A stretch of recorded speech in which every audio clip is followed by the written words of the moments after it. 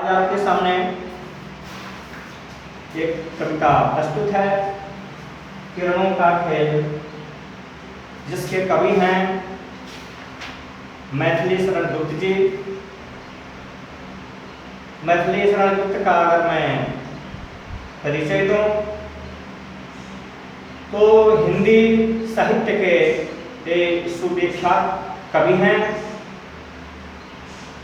मनुष्य के जीवन की सारी अवस्थाओं का वर्णन, सारी परिस्थितियों का वर्णन इनके काव्य में मिलता है।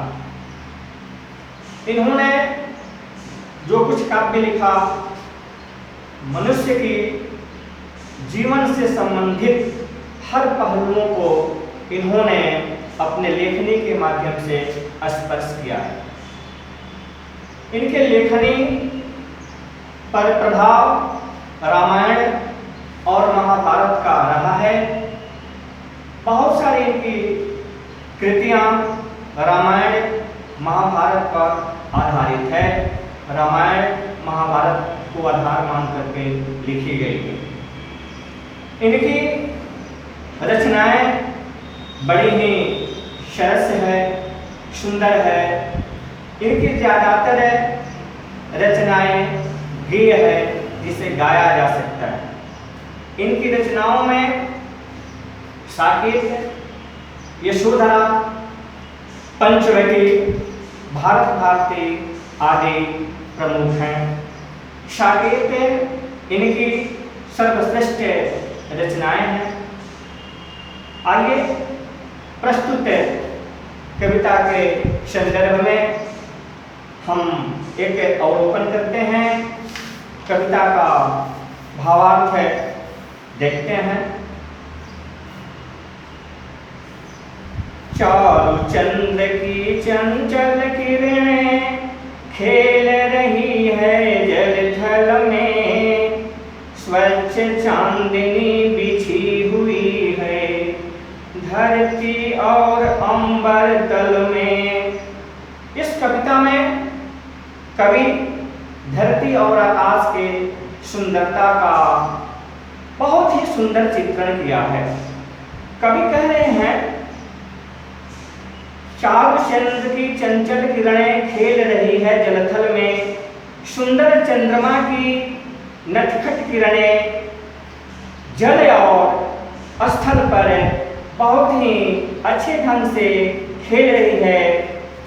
इतना ही नहीं, चांदनी की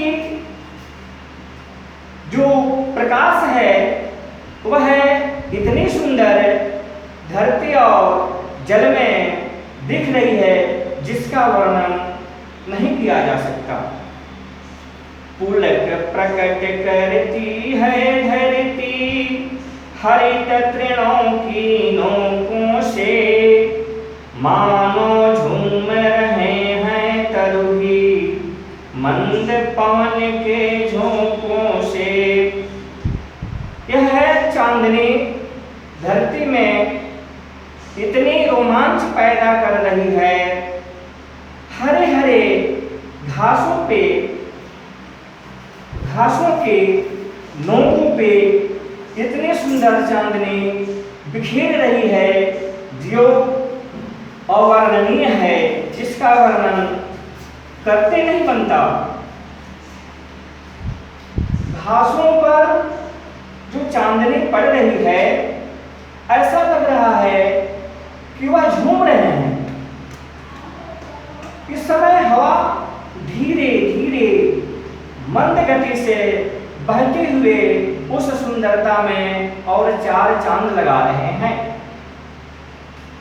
क्या ही स्वच्छ चांदनी है अहम, है क्या ही निस्तब्ध निशा, है स्वच्छंद सुमंद गंध वह, निरानंद है कौन दिशा। क्या स्वच्छ चांदनी है, फिर भी जो रात्रि है, जो निशा है, वह बिल्कुल निस्तब्ध है, बेवार आवाज है, शांत है। इनकी शांतता कुछ और ही बयां कहती है। और चांदनी के पड़ने से सुमंद मंद गति से जो हवा बह रही है, उसमें जो महक है, जो खुशबू है, वह तो चारों दिशाओं में चतुर्दिक फैल रही है, जिसका सुगंध लेकर के सारे नर नारी जीव आनंदित हो रहे हैं। बंद नहीं अब भी चलते हैं नियति नटी के कार्यकलाप, पर कितने एकांत भाव से, कितने शांत और चुपचाप। बंद नहीं अब भी चलते हैं नियति नटी के कार्यकलाप। नियति नटी अर्थात प्रकृति रूपी नर्तकी का कार्य अविरल गति से, अबाध गति से चारों तरफ चलते रहते हैं। इनके गतिविधि, इनके क्रियाकलाप कभी रुकते नहीं हैं, कभी थमते नहीं हैं। बिल्कुल एकांत भाव से बिना शोर मचाए चारों तरफ बढ़ते रहते हैं। वे प्रकृति के सभी पहलुओं को छूते हुए आगे की तरफ अबाध गति से चलते रहते हैं। है बिखेर देती वसुंधरा मोती सबके सोने पर, रवि बटोर लेता है उनको सदा सवेरा होने पर। इस कविता के माध्यम से कवि जीवन के पहलुओं को छूते हुए प्रकृति की सुंदरता का वर्णन करते हुए कहते हैं, है बिखेर देती वसुंधरा मोती सबके सोने पर, इस पृथ्वी पर ओस की बूंदे सदृश मोती चारों तरफ वसुंधरा अर्थात पृथ्वी बिखेर देती है, फैला देती है। लेकिन वही रवि अर्थात सूरज सुबह होने पर बटोर लेता है। जो वसुंधरा अर्थात पृथ्वी चारों तरफ ओस की कणों रूपी मोती को बिखेर देती है, सूर्य उसको बटोर लेता है। अर्थात जब सूर्योदय होता है तब मोती सदृश ओस की बूंदें समाप्त हो जाती हैं, मिट जाती हैं। और अंत में कवि यह कहता है, और विराम दायिनी अपनी संध्या को दे जाता है, श्याम शून्य श्याम तनु जिससे उसका नया रूप छलकाता है। और अंत में कवि कहते हैं कि विराम दायिनी लोगों की गति जो दिन में चलती रहती है, अपने जीवन प्रकाश में उजाला में सब कोई अपने क्रियाकलाप करते रहते हैं। संध्या होने पर, रात्रि होने पर उसमें विराम लगता है।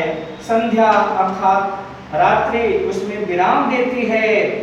और इस प्रकार जो दिन में उजाला था, प्रकाश था, फिर भी रात्रि होने पर अंधकार जब हो जाता है तब पृथ्वी का, इस वसुंधरा का कुछ और ही नया कलेवर देखने को मिलता है।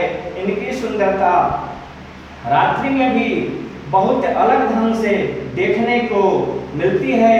इनका एक अलग रूप, अलग सुषमा, अलग सौंदर्य प्रकृति में जो हो जाता है वह दृश्यमान हो जाता है, दृष्टिगोचर हो जाता है। धन्यवाद।